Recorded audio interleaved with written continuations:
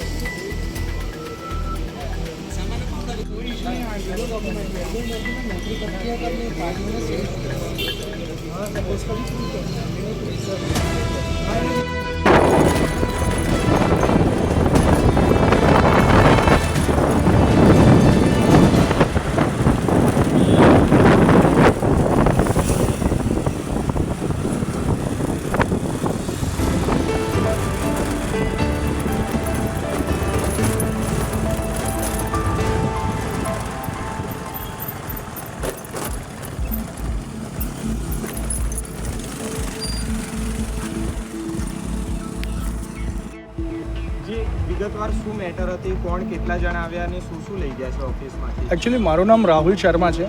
મારી આજવા પર ઓફિસ છે, શર્મા રિયલ એસ્ટેટ કરીને. 2 કે 3 મહિના પહેલાં મેં એક ઇન્ટરનેશનલ છોકરી છે એને મકાન આપ્યું હતું, અને એને આપ્યા પછી પણ અમારા કંઈક પ્રોબ્લેમ થયા હતા જે વાઘોડિયા પોલીસ સ્ટેશનમાં ઓલરેડી સોલ્વ થઈ ગયા હતા. એના પછી આજે કોઈ થર્ડ પર્સન આવે છે મારા ઓફિસે, મને રિંગ કરે છે કે તમે પૈસા આપો, બાકી અમારે તમારા ઓફિસમાંથી જેટલું પણ સામાન પડ્યું છે અમે ચોરી કરીને જતા રહીશું.